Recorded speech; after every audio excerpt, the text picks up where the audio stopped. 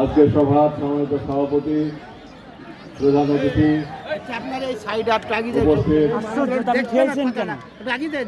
নওদা গ্রাম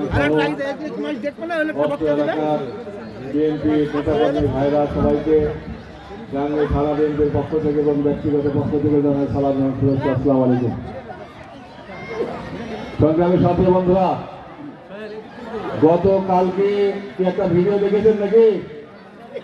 দেখছেন? আওয়ামী লীগের ইফতার পার্টির ভিডিও দেখছেন? হ্যাঁ, মিছিল করে ইফতার করে দেখছেন ওরা? তার প্রতিবাদও কিন্তু হয়েছে। আমরা এই গতকালকে পরশুদিন ইফতার পার্টি দেখার পরে বিভিন্ন লোক ফোন দিচ্ছে, ভাই কি হয়েছে? আমরা খালি একটা কথা বলেছি যে তারেক রহমান যাদেরকে আওয়ামী লীগ ঠেকানি দেবে কমিটি দিচ্ছে, তারা একটু কি করে দেখি, তারপরে আমরা দেখবো বন্ধুরা আমার। কে ঠিক না? হ্যাঁ, যদি মেহেরপুর জেলা আহ্বায়ক কমিটি আওয়ামী লীগকে নিজেদের বিএনপির কমিটি করে, তাহলে সেই বিএনপিকে আওয়ামী লীগ ঠেকাতে পারবে? পারবে? একটু জোরে বলতে হয় বন্ধুরা আমার।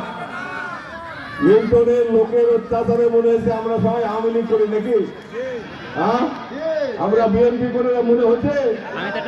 17 বছর কষ্ট করলাম, পুলিশের মার খাটলাম, জেল খাটলাম, জুলুম কাটলাম, পালিয়ে বেড়ালাম, এখন তার চাই মনে হচ্ছে বেশি কষ্টে আছি এই আহ্বায়ক কমিটি দেওয়ার পর নাকি?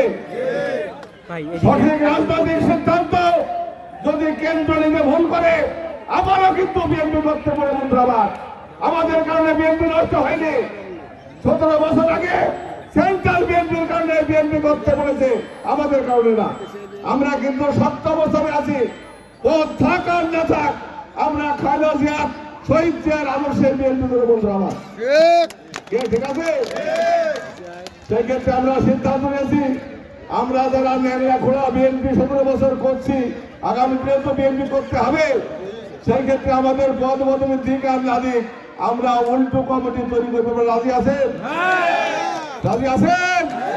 সবাই একটু হাত তুলেন, সবাই একটু হাত তুলে দাঁড়ান। খালেদা জিয়া জানুক, তারেক রহমান জানুক, অরিজিনাল বিএনপিকে বাদ দিয়ে মেরুমন্দিরে কমিটি হচ্ছে এবং সেই কমিটি আমরা প্রত্যাখ্যান করছি বন্ধুরা আমার। সংগ্রামী সাথে বন্ধুরা আমার,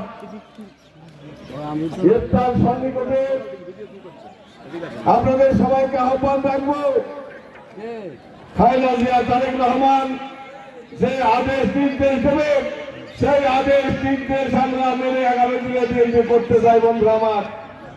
সেই ক্ষেত্রে আপনাদের নেতা, মেহেরপুর জেলা বিএনপির সংগ্রামী সাধারণ সম্পাদক, সাবেক সংসদ সদস্য জননেতা আমজাদ হোসেন আপনাদের সাথে আছে, আমাদের সাথে আছে। আগামী দিনে আমরা সবাইকে সাথে নিয়ে আগামী দিনের এই তরিটা পার করতে চাই বন্ধুরা আমার। সেই ক্ষেত্রে সবাইকে আগামী ঈদের শুভেচ্ছা, ঈদের মোবারক জানিয়ে আমি আমার বক্তব্য শেষ করছি। ধন্যবাদ সবাইকে। দয়া করে যারা দাঁড়িয়ে আছেন একটু বসেন, যারা দাঁড়িয়ে আছেন একটু বসেন, নাহলে কিন্তু বিশৃঙ্খল হবে। দয়া করে একটু বসেন। আমাদের একজন বক্তব্য আছে, আমাদের প্রধান বক্তা এবার আপনাদের সামনে বক্তব্য রাখবেন।